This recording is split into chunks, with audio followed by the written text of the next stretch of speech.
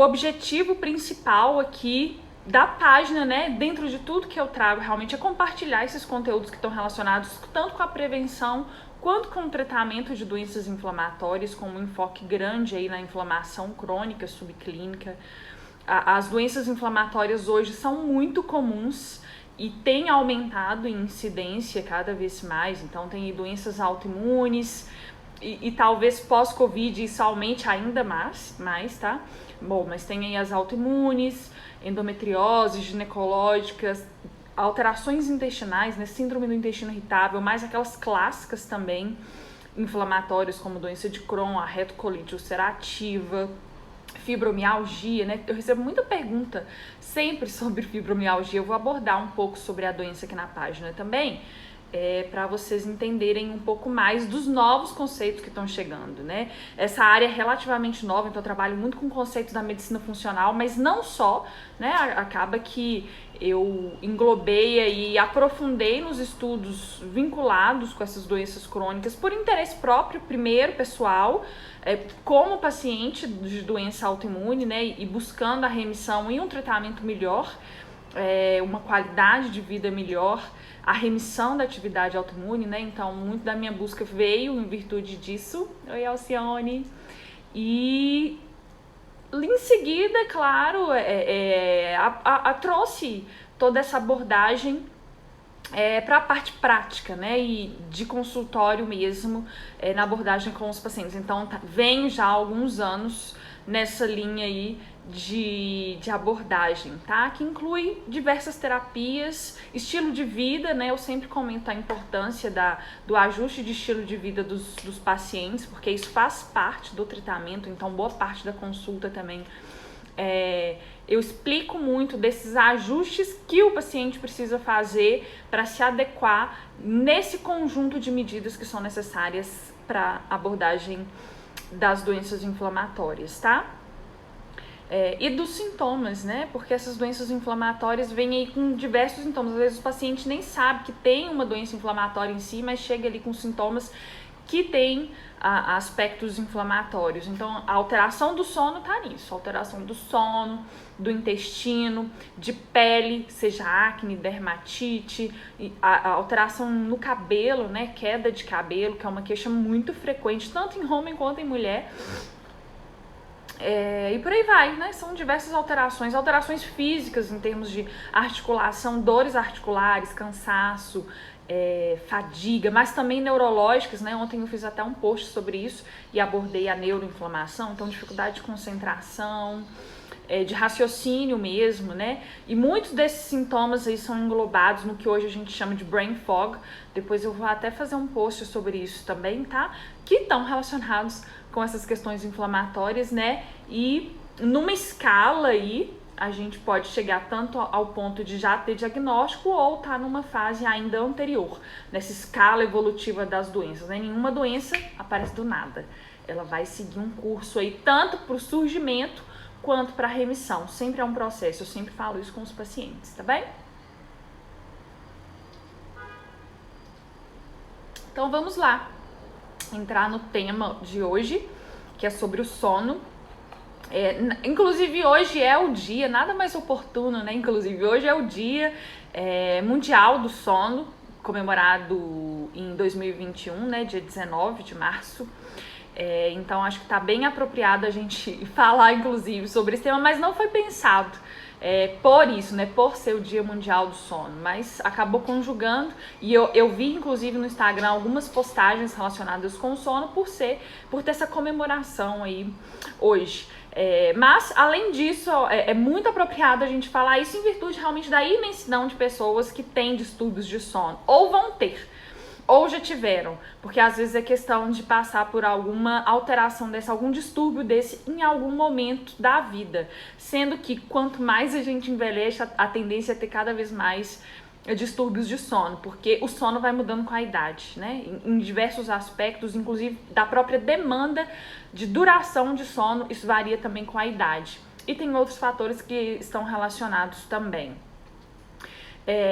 Outro Outro ponto muito importante também da gente abordar sobre esse tema é em virtude da grande medicalização para os distúrbios de sono, né? Hoje o Brasil é aí um país com uma venda absurda de hipnóticos e sedativos para abordagem dos distúrbios do sono. Então no SUS, por exemplo, mas não só no SUS, né? Mas no SUS a gente vê muito isso. Uma prescrição muito alta do clonazepam, por exemplo, do Rivotril, que é um campeão de vendas dentro das medicações hoje muito comercializadas no Brasil. O Rivotril está lá no topo e que nos últimos anos tem diminuído um pouco, mas não porque o problema com o sono tem diminuído, é porque estão substituindo a medicação. Então, às vezes, estão tirando o clonazepam ou deixando de prescrevê-lo, mas estão passando outros. Então, tem o Zolpidem, por exemplo, que é muito mais novo, né? E o que a gente vê na prática é que aí as classes sociais maiores tendem a usá-los mais, porque são mais prescritos, né? Porque o Zolpidem, a princípio, não tem na rede do SUS, mas tem o Rivotril, o clonazepam. Então, o Zolpidem tem essa opção para o pessoal, né? Com a classe social econômica maior. Veio com um discurso que muitos, às vezes, usam de que não não vicia, né? Não tem essa questão da dependência, o que é uma grande bobagem, né? Não tem isso, gente. A gente está falando também de uma classe de medicamento que tem o efeito que é de ir lá e tirar o computador da tomada, tá? Porque esses distúrbios de sono, quando a gente usa a medicação, funciona mais ou menos assim. É como se você tivesse um computador que chegou ali no final do dia, você quer desligar, ele não desliga. Não desliga, não aperta tudo quanto é botão. Não desliga, o que você faz? Tira da tomada. Tira da tomada e desliga na marra. Então, mais ou menos assim que acontece com essa questão do uso das medicações, tá? Tanto do Zolpidem quanto do clonazepam, mas quaisquer outros medicamentos que tenham esse mesmo mecanismo de ação, tá bem? E importante ressaltar também que essas medicações, né, quando eu falo que tira da tomada, porque eles não vão promover um sono fisiológico. Quer dizer, eles não fazem com que você entre em todas as fases do sono que entraria num sono fisiológico, tá? Tem algumas fases ali que o paciente nem mesmo vai entrar, tá? O que é muito ruim, porque isso não vai proporcionar os objetivos que o sono proporciona numa pessoa que tem esses mecanismos fisiológicos funcionando, tá bem?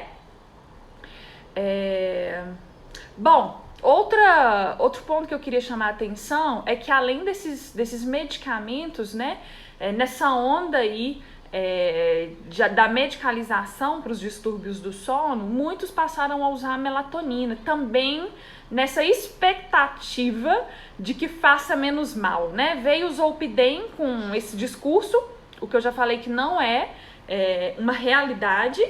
E veio também muitos nessa onda do uso da melatonina, né? Depois que ela passou a ser largamente comercializada. No Brasil, hoje, a gente encontra relativamente fácil, né? Principalmente pela internet, mas fora do país, encontra no supermercado.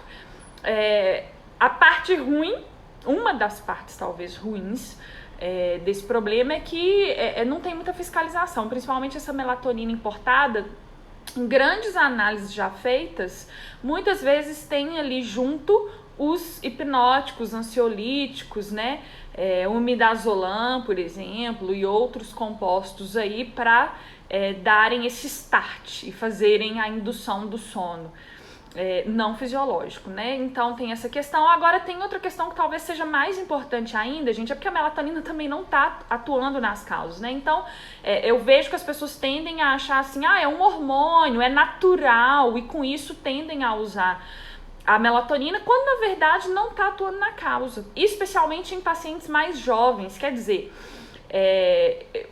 tem aí pacientes numa margem cada vez crescente, entre 30 e 40 anos, usando muito da melatonina em doses suprafisiológicas para tentarem corrigir um problema que na verdade não é a ausência de melatonina, né? São indivíduos que na maioria das vezes têm condições plenas de produzirem a melatonina se não tiverem inibindo a produção. Então, se tiver inibindo a produção, o que tem que fazer? Parar de inibir a produção. Mas muitas vezes nem é só isso, tem outras causas aí envolvidas, né? Então, não está corrigindo o problema, né? Muitas vezes ou não vai resolver, porque a melatonina, às vezes ela pode ajudar na indução, mas não na manutenção do sono, tá? Porque aí depende também de outros fatores, outros compostos aí de produção endógena. Mas o grande problema é que tá jogando a sujeira para debaixo do tapete, né? Aquela velha questão que acontece também com os remédios. Você joga o problema para debaixo do tapete e a gente sabe que quando a gente faz isso, normalmente esse problema vai ter que ser enfrentado depois, mais grave e mais difícil de tratar. Agora, diferentemente desse grupo mais jovem aí, que tem usado a melatonina de forma, assim, eu diria, mal indicada, tem os mais velhos, assim, principalmente pós-menopausa, porque a melatonina, como um hormônio, e isso acontece com os outros grupos hormonais nossos, tem uma queda ao longo da vida, né? Ela vai diminuir a sua produção, a gente diminui a produção naturalmente da melatonina com o passar dos anos. Isso, inclusive, pode ser um dos fatores que justifica essas mudanças de sono que a gente apresenta ao longo da vida, né? Por alterações hormonais, inclusive. Não só o sono interfere, não só a melatonina interfere no sono, mas outros hormônios, a progesterona, por exemplo, interfere também. Então, naturalmente, a gente tendo uma queda hormonal que acontece com o envelhecimento, muitas vezes isso aí vai atrapalhar o sono. Agora tem que ter indicação. E a suplementação tem que estar no ponto adequado para repor algo que seria fisiológico, né? Junto de um contexto aí, de um conjunto de reposições hormonais, por exemplo, que porventura possam ser necessárias. E muitas vezes vai ser mesmo, especialmente nessas idades mais avançadas, né, pós-menopausa. E aí eu vou aproveitar para dizer que a melatonina, ela não é simplesmente o hormônio do sono, né, como muitas pessoas falam, o hormônio do sono não é. Talvez a gente esteja falando de um dos maiores antioxidantes que a gente tenha de produção endógena, que nós mesmos façamos aí a produção, de tão importante que é a melatonina. Então ela cumpre esse papel de antioxidação, que está aí relacionado com redução de radicais livres, processos desinflamatórios, mas também de regulação de vários eixos hormonais. A gente está pegando assim uma ponta de lá de cima que depois vai vir controlando diversos outros eixos hormonais, tá bem? Agora, por que os distúrbios de sono são tão frequentes? Essa é uma grande pergunta que a gente tem que se fazer, né? Por que isso está acontecendo agora? Né? E como eu disse, né? Por que isso tem acontecido, inclusive, e aumentado após a pandemia de forma tão significativa? Mas ao longo dos anos a gente tem visto isso cada vez mais. E um ponto que eu vou destacar, gente, é que o distúrbio do sono, ele não é simplesmente um distúrbio do sono. Né? Quando a gente, inclusive, vai avaliar esses problemas, não é uma questão de olhar simplesmente o sono, é questão de olhar o estilo de vida. Porque muitas vezes o problema está no estilo de vida e o problema do sono é um dos sintomas que vão a ser apresentados nesse cronodesajuste. Muitas vezes tendo como gatilho alterações, né, problemas no estilo de vida. Então, dentro do cronodesajuste, que talvez seja o diagnóstico maior pelo qual a gente tenha que procurar, vai ter aí o problema de distúrbio de sono. É por isso, inclusive, né, considerando aí essas questões do cronodesajuste, que muitas pessoas às vezes falam, nossa, mas eu durmo bem à noite, eu durmo a noite toda, só que acordo de manhã um caco. Eu tenho dificuldade para levantar, fico com sono, a mente não fica funcionando bem. O problema realmente, gente, muitas vezes aí não é o sono exatamente, é o cronodesajuste. Se a gente for avaliar um pouquinho mais, talvez o sono não esteja lá com a sua qualidade tão boa assim. Mas o problema não é especificamente ou só o sono, é esse todo, é o cronodesajuste. Então aí a gente vai encontrar alterações hormonais, alterações metabólicas, e o sono, dentro desse conjunto de cronodesajuste, né, como eu disse, sendo um dos fatores, outro fator muito comum é a obesidade, que é outra coisa que vem aumentando também ao longo dos anos, né, e que está muito vinculado com o estilo de vida, né. Então vocês vão vendo que as coisas estão todas ligadas. A obesidade e o sobrepeso também, eles são sinais de cronodesajuste por si só. Então, toda vez que um paciente está ali acima do peso, tem que acender essa lanterna. Tem junto ali potencialmente um problema de cronodesajuste, tá bom? De desajuste do ciclo circadiano. Agora, quando que isso tudo começou, né? De onde que a gente se depara e desde quando a gente se depara com esse cronodesajuste? Desde 1879, provavelmente, né? Tem alguns autores que falam isso. A gente provavelmente tem vivido um grande experimento mundial de cronodesajuste em que nós somos as cobaias. Porque desde 1879, quando o Thomas Edison, né, apresentou à humanidade a lâmpada incandescente de longa duração, a gente começou a mudar de forma muito insidiosa o nosso ciclo biológico, né? Essa regulação que antes a gente fazia muito bem com o ciclo solar, e aí com o advindo da lâmpada, né, que foi um dos fatores que interviu nisso, a gente começou a experimentar viver nesse experimento aí do cronodesajuste que está em curso, né? Vamos ver quais outras consequências virão aí com o tempo, tá bem? Outro, só por curiosidade, só para vocês terem ideia, outro fator que foi muito relevante assim nessas questões do cronodesajuste foi a evolução dos transportes, sobretudo o avião, tá? Essas mudanças de fusos horários, e grandes mudanças inclusive, de forma muito abrupta, isso causa um impacto no ciclo biológico. Então esse potencialmente aí é outro fator que esteja relacionado com os cronodensaajustes. Esse tema de cronodesajuste, ele é muito interessante, é muito amplo inclusive, e provavelmente eu vou depois fazer um talk com vocês especificamente sobre isso, tá? Mas só para vocês terem ideia de que o sono talvez seja uma das pontinhas assim do iceberg. E se a gente for aprofundar, a gente vai ver que o problema não é o sono. Tem toda uma base ali que está alterada, tá bem? Interessante que dentro dessa visão do cronodesajuste, né, se a gente for pensar hoje, a gente está em total desajuste com o próprio ciclo biológico da natureza. Né? E nesse sentido, eu acho interessante a gente parar e refletir um pouco, né, se não é o caso da gente voltar a se conectar com essas leis naturais. Né? A gente chegou num ponto tal que a gente se desconectou tanto que a gente está meio perdido e precisa realmente passar por um processo de entendimento do que eu preciso fazer. Não é o que eu quero, é o que eu preciso. Então, muitas vezes eu preciso entender as leis para me ajustar a elas. E isso não é nada assim, gente, tão esdrúxulo, né?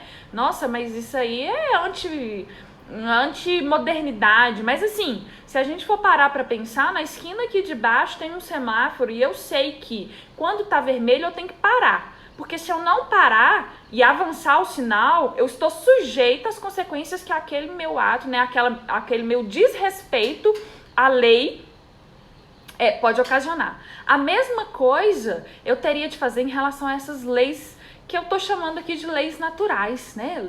Das leis da fisiologia. Então eu preciso entender o que eu tenho que fazer, porque não é a questão de eu fazer o que eu quero, do que é mais interessante, do que eu tô afim, do que funciona lá em casa, na minha rotina, com a minha família, é a questão do que eu preciso realmente fazer se eu estou preocupada com a saúde. Tá bem? Então, muitas vezes, o sono, pelo que eu tenho acompanhado, muitas vezes ele tem sido visto como um inimigo.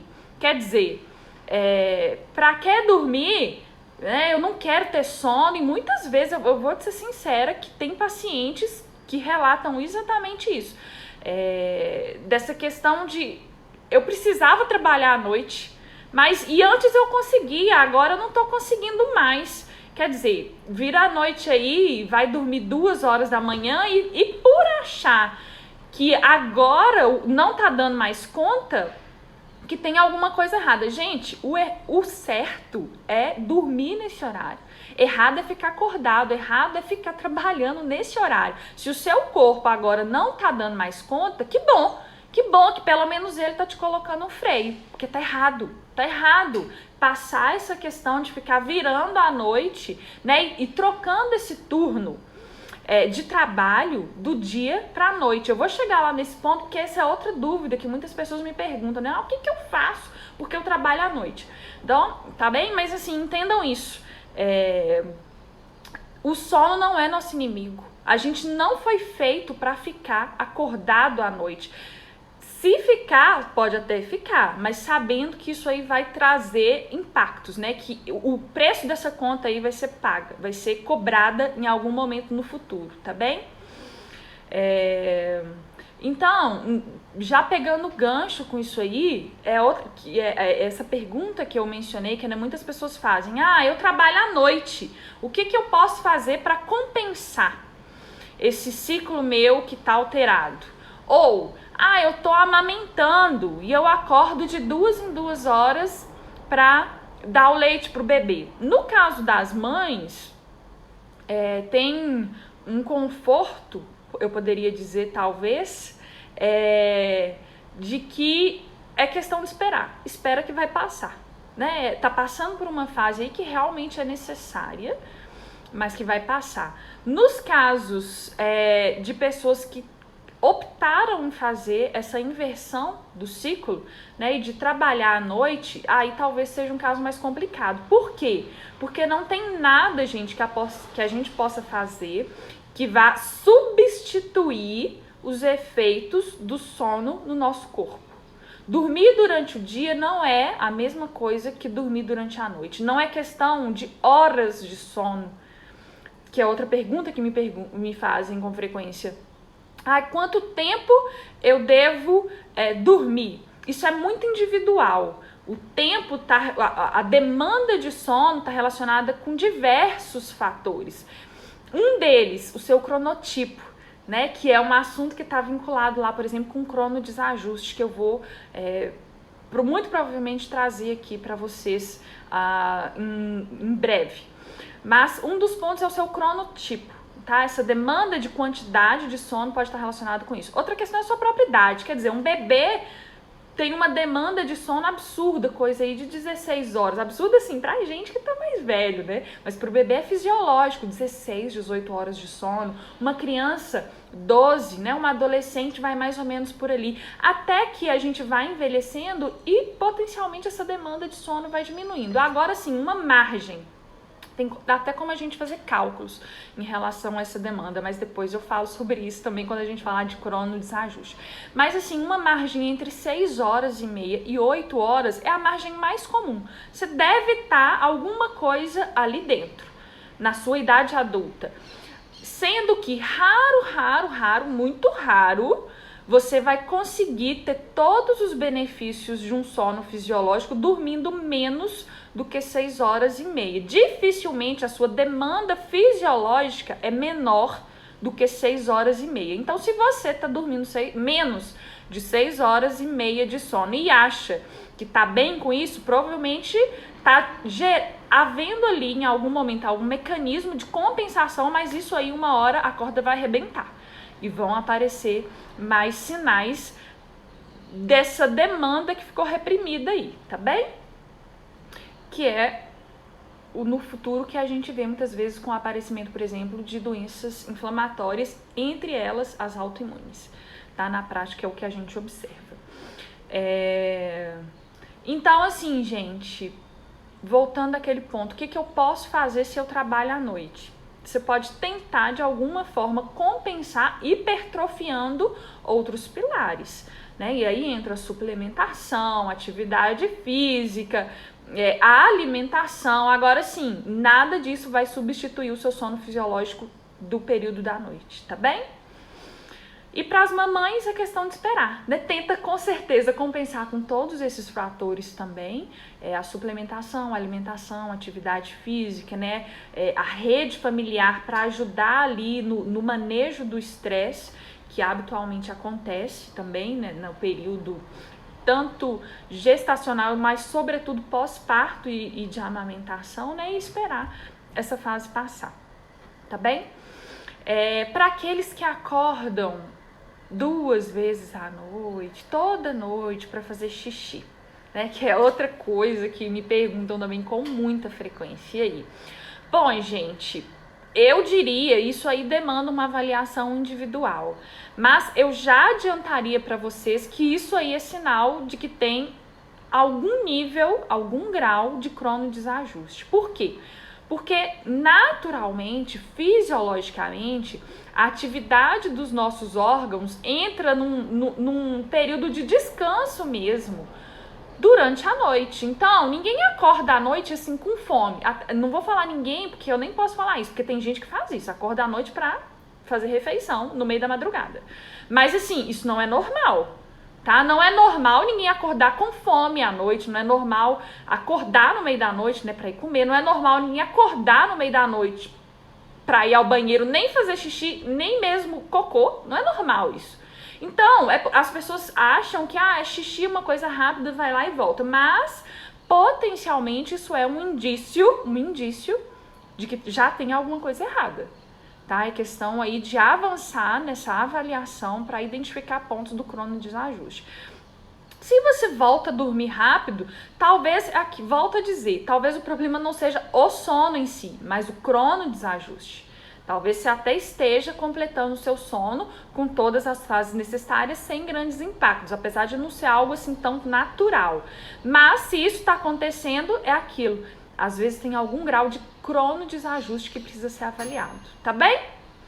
Bom, gente, nossa, o tempo passou rápido, eu já falei muitas coisas aqui. A ideia dá essa noção geral, esse papo é muito, eu diria, grande, né? Tem muito a ser dito, mas é só para vocês irem já criando algumas linhas de raciocínio em relação a esse tema, principalmente porque se você já teve algum problema, quer evitar, porque aquilo que eu disse, né? A gente vai envelhecendo e a tendência é o sono ir mudando. E às vezes são necessárias algumas adaptações e alguns ajustes que a gente não fazia antes, mas que agora vai ser absolutamente necessário se você quiser não ter problemas futuros, evitar problemas futuros, tá bem?